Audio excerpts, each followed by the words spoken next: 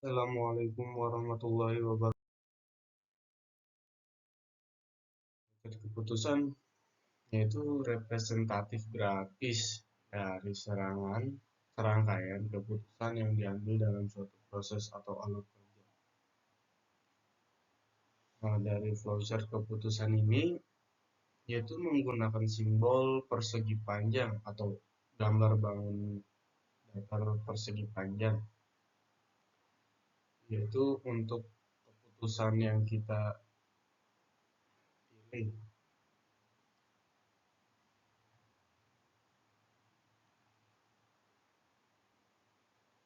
Lalu selanjutnya pengertian flowchart dokumen.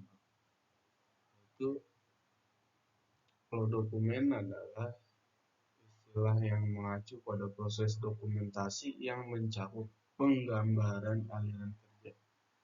Aliran kerja itu workflow atau aliran informasi dari satu titik ke titik lainnya dalam sebuah organisasi atau sistem.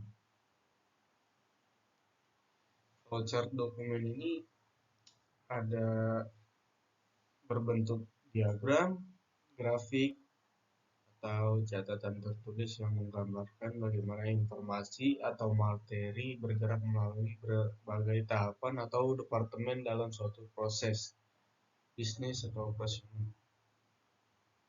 Nah, tujuan dari flowchart dokumen ini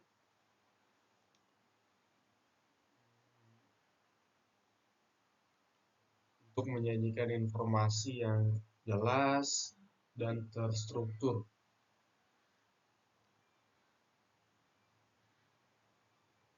Flowchart dokumen dapat dibuat berbagai format, ya ada yang pertama tadi workflow diagram atau aliran kerja, ya diagram aliran kerja, terus ada aliran data flow diagram, lalu ada diagram aliran proses atau proses flow diagram.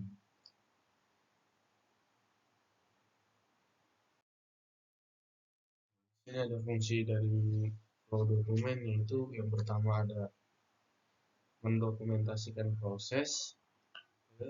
Fungsinya sebagai alat dokumentasi untuk merekam dan menggambarkan secara visual aliran kerja, kurang lebih seperti itu. Dan yang kedua, memperjelas aliran kerja. Ya, flow dokumen tersebut membantu dalam memperjelas langkah-langkah yang harus diambil dalam suatu proses serta aliran informasi atau materi dari suatu tahapan ke tahapan berikutnya. Yang ketiga, dan mengidentifikasi masalah. Itu memungkinkan untuk mengidentifikasi potensi masalah atau hambatan dalam suatu proses untuk memecahkan masalah. Nah, yang keempat ada meningkatkan efisiensi. Dengan memahami aliran kerja secara mendalam, meningkatkan efisiensi itu membantu dalam mengidentifikasi peluang untuk meningkatkan efisiensi. Ini bisa mencakup penghapusan langkah-langkah yang tidak perlu,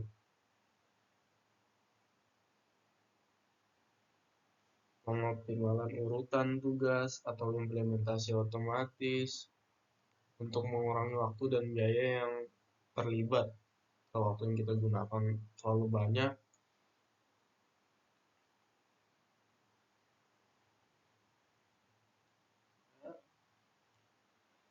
fungsi utama dari flow dokumen ini membantu organisasi dan memahami, mengelola, dan meningkatkan proses-proses bisnis mereka. Nah, pertemuan sebelumnya kan kita sudah membuat pseudocode, cara menginstal aplikasi di Google Play Store. Nah, lalu kemudian kita rubah ke flowchart, yang flowchartnya itu sederhana, hanya menggunakan keputusannya keputusan, hanya menggunakan simbol keputusan doang. Lalu sekarang kita tambahkan simbol keputusannya yang lengkap. Jadi ada mulai, yang mulai, buka Google aplikasi, cari aplikasi, apakah aplikasi sudah tersedia. Jika ada, klik pada aplikasi. Nah, di sini ada dua opsi, teman-teman. Jika ada, klik pada aplikasi lalu install. Ini opsi yang jika ada. Jika tidak ada, cari aplikasi alternatif.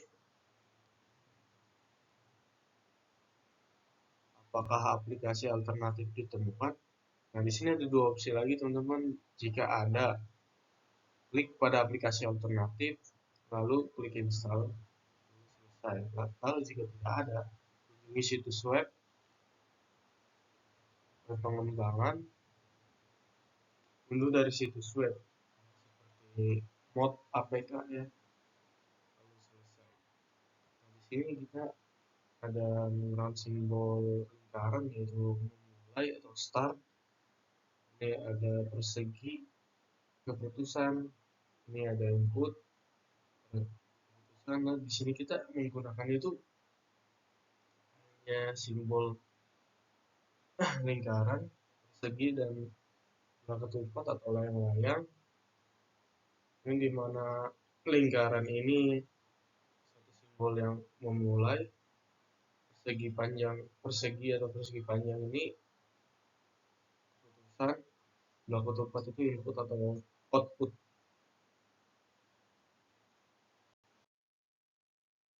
Lalu di sini ada contoh flowchart dokumen tentang pendaftaran tim sepak bola. Itu pertama mulai itu lingkaran, lalu dikumpulkan informasi yang dibutuhkan, informasi apa saja yang ingin kita butuhkan itu di tim sepak bola. Itu kita harus cari tahu apakah tim ini bagus untuk kita daftar, apakah tim tersebut berafiliasi dengan suatu liga. Nah, ini satu pilihan yang bagus ya. Kita harus cari tahu tim sepak bola ini bagus dan masuk liga-liga yang lagi banyak diminati. Jadi jika ada opsi duanya, ada opsi pertama dan opsi kedua. Jika ada, apakah liga memerlukan formulir tertentu? Ini ada opsi lagi. Jika iya, dan jika tidak, jika iya, isi formulir khusus liga tersebut. Jika tidak, lengkapi formulir pendaftaran standar. Nah, kan apakah tim tersebut berafiliasi dengan suatu liga? Nah, jika tidak, isi formulir tim umum. Jadi bisa untuk siapa saja dan ya hanya sebatas latihan dan pengembangan kemampuan diri kita di tim sepak bola tersebut. Lalu jika semuanya sudah nih, jika tim tersebut tidak bergabung dengan suatu liga, jika tidak kan isi formulir tim umum, lalu kirim formulir yang sudah diisi juga. Makanya juga jika sudah melengkapi formulir pendaftaran standar, mengirim formulir tersebut, sudah mengisi formulir khusus liga, kirim formulir tersebut ke admin atau panitia atau pengurus tim tersebut. Selesai.